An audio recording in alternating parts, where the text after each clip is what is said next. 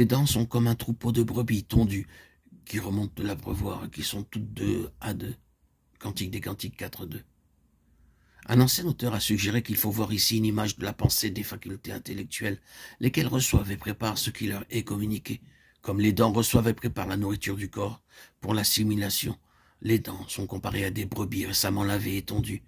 Bien qu'il y ait ici une allusion évidente à la blancheur des brebis, il est certain que le bien-aimé ne veut pas mettre l'accent sur la seule beauté naturelle. Les sacrificateurs ne devaient pas entrer à l'intérieur du voile pour y faire leur service avec des vêtements de laine. La laine suggère la vie animale terrestre. Mais le fin lin est le symbole des justices, des saints, la justice de Dieu, par la foi en Jésus-Christ, en tous ceux et sur tous ceux qui croient. Romains 3.22.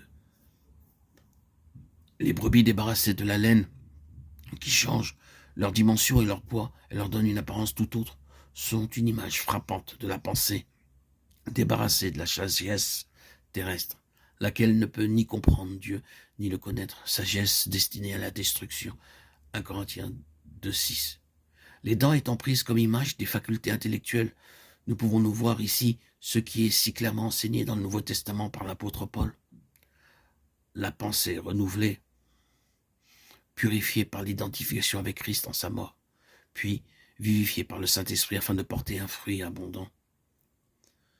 Tes lèvres sont comme un fil d'écarlate, ton langage est aimable.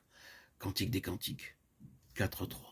Lorsque les lèvres ont été purifiées par l'écarlate, le précieux sang de Christ, par le charbon ardent pris sur l'autel du calvaire, c'est le bien-aimé qui crée le fruit des lèvres. Ésaïe 57.19.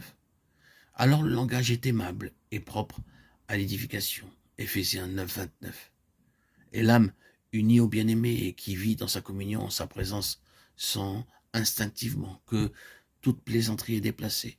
Soyez remplis de l'esprit, dit l'apôtre, vous entretenant l'un l'autre par des psaumes, des hymnes, des cantiques spirituels. Éphésiens 5.18.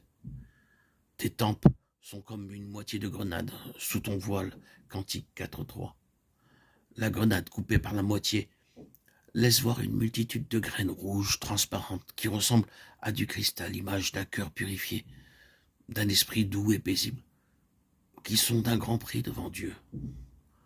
Le front, les traits, portent le sceau de la modestie, ce qui attire la louange de l'époux.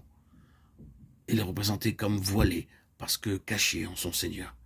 Ressuscitée, elle demeure avec lui dans les lieux célestes.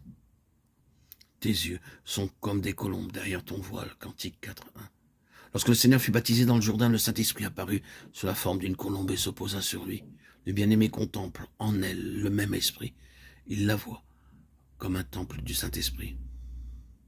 La nouvelle créature est aussi une colombe pour le Seigneur parce qu'il n'y a plus en elle la susceptibilité et l'esprit rancunier de l'ancienne vie. Elle prie pour ceux qui lui font du mal et dans sa faiblesse se réfugie dans l'infractuosité du rocher. Jérémie 48.28. Au temps de sa captivité, elle demeurait dans les étables, mais maintenant elle apparaît au bien-aimé comme ayant des ailes couvertes d'argent et d'or. Psaume 68, 14.